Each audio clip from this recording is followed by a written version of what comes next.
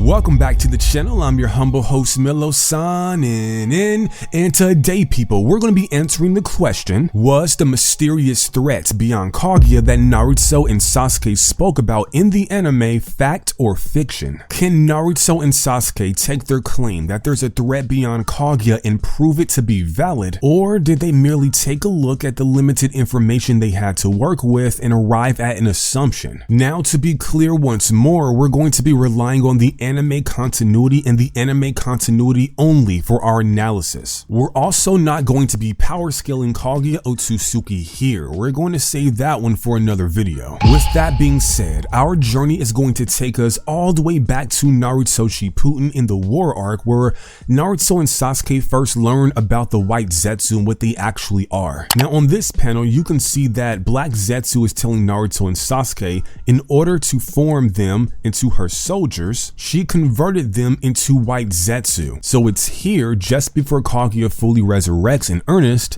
that Naruto and Sasuke first hear that the white Zetsu were actually created a while ago, and they were for a different purpose other than Kaguya combating the Shinobi Alliance. Now we're going to fast forward a little bit all the way to the Boruto era. That's Boruto episode 24, and it's here that Naruto calls for a 5 Kage summit. Konoha at this particular point feels like they have enough tangible information to let the other 4 Kage know about this threat beyond Kaguya. Now Naruto starts off by saying Danzo Shimura, who caused the Nue incident, and Shin Uchiha, whom I battled. A common factor that keeps popping up in the materials that they left behind is the description of a parallel dimension, and we have an understanding when Naruto talks about these parallel dimensions, these are Kaguya's dimensions, like plural, not just singular. Naruto then goes on to say Kaguya, the one Sasuke and I sealed back then, had a scary, powerful army behind her, and as you can see here, the white Zetsu army is clearly depicted. Naruto continues, Kaguya herself was powerful enough, but the fact that she had a white Zetsu army behind her worried us. We discovered that the white Zetsu were created way before we shinobi were born into this world. And of course, this takes us all the way back to the beginning where Naruto and Sasuke first learnt about the white Zetsu from Black Zetsu. She converted them into white Zetsu, and of course, them being the people who were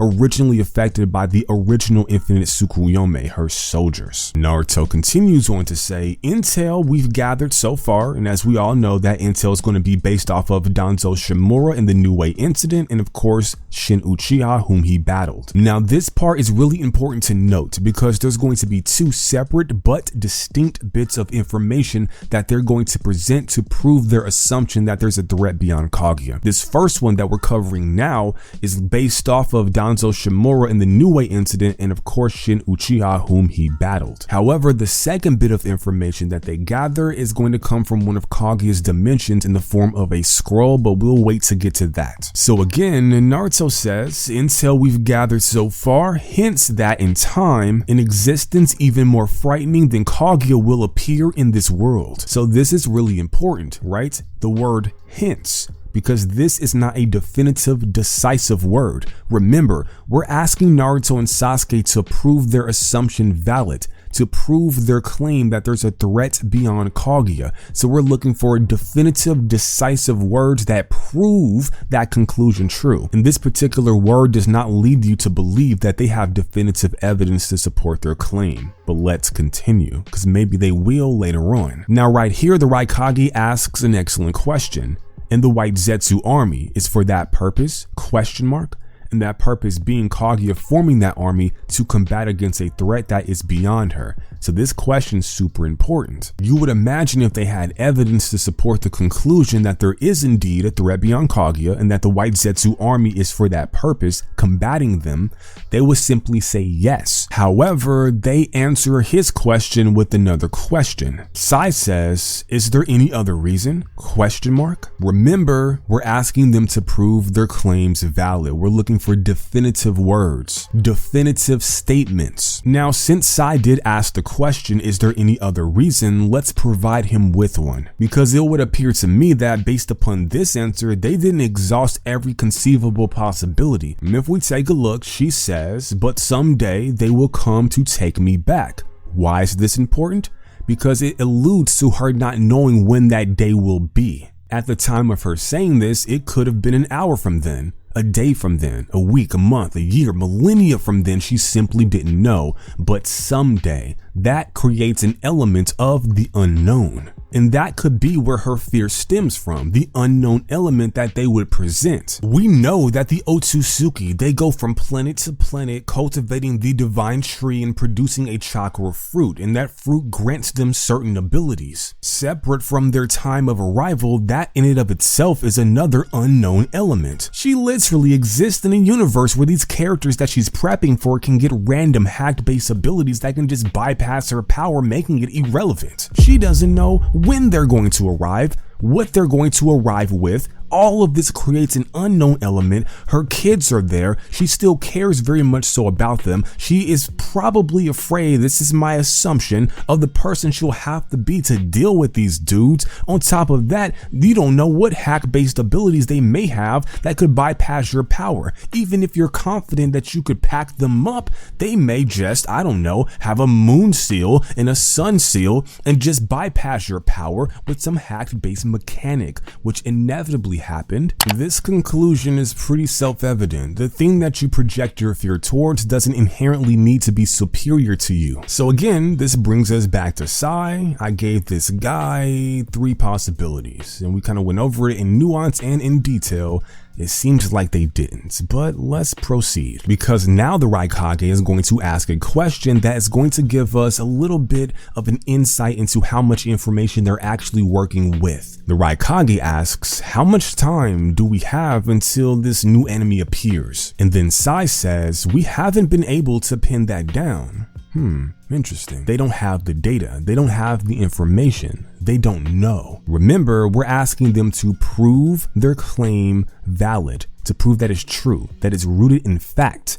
Right? We're looking for definitive, decisive words and statements. We haven't been able to pin that down is not definitive. It's not decisive. A few months or years, maybe more. Again, there's that word of uncertainty, maybe, like he's guessing. Not like he's guessing, he absolutely is. And there you go. That's all the information that they had initially. There wasn't a single bit of information that they had that was definitive, that was rooted in fact. It was all assumption. However, there was that second bit of data, Kaguya scroll, the thing that took Sasuke 10+ years to find, the very thing that was meant to prove their conclusion valid, to prove that their conclusion was rooted in fact, not a mere assumption, to prove their conclusion true. But did it? So if we take a look here, Sasuke finally in Kaguya's dimension found this critical bit of information. However, he's met with Kinshiki Otsutsuki and they clash. Epic battle, but we're not talking about the fight breakdown in this video. Now Sasuke works his way back to Konoha. We learned that he nor Naruto can read the scroll, so it's going to take a bit of time to decipher what's in it. So once it was done, what did it say? Well, Kinshiki and Momoshiki attacked the Chunin exam, Sasuke shows up, and then we get a little bit of information about what was in said scroll.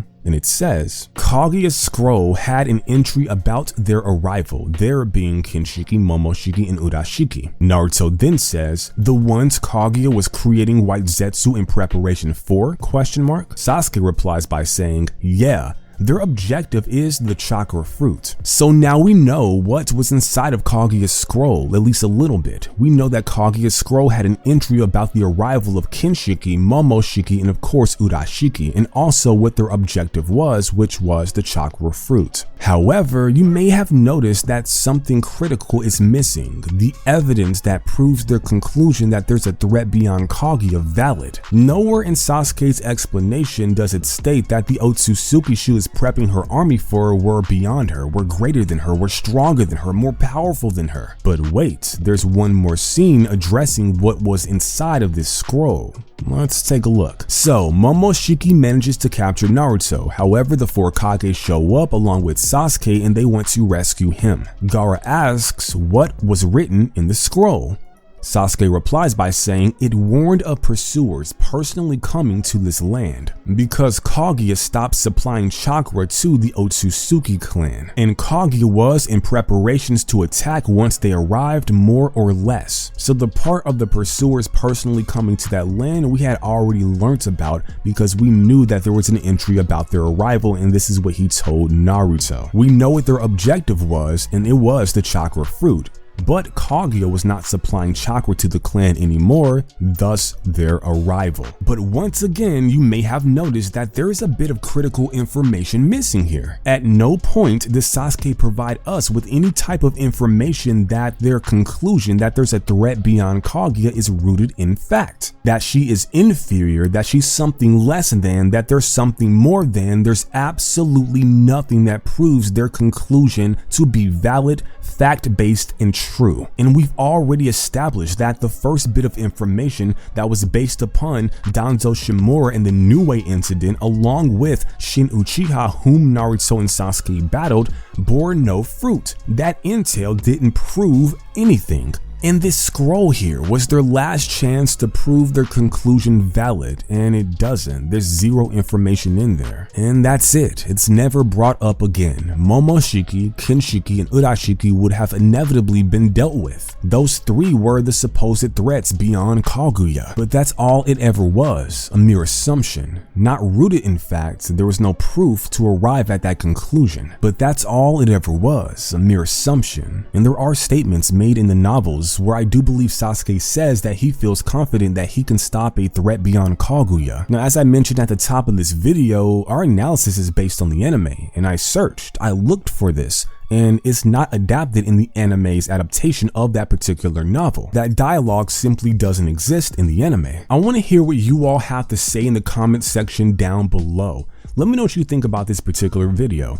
I also want to know what other concepts that you want me to make videos about. You have any other questions that you want answered? Because what I find is that there are misconceptions in this particular community. People are just running around saying whatever they want to, and what I want to do is break down the facts of the matter with receipts. I want to go over the actual material in the canon material, and I actually want to arrive at the definitive conclusion so that we can all be in the know. So when the question is presented to you, is the threat beyond Kaguya that Naruto and Sasuke spoke of in the anime fiction or fact? You can simply tell them it's fiction. It's not true. With that being said, I'm your humble host Mello, signing out. I'll catch you guys on the next one. Thank you so very much for your support. Make sure you subscribe and rate, share the content. It does help the channel out a lot. And remember, never stop dreaming. Later.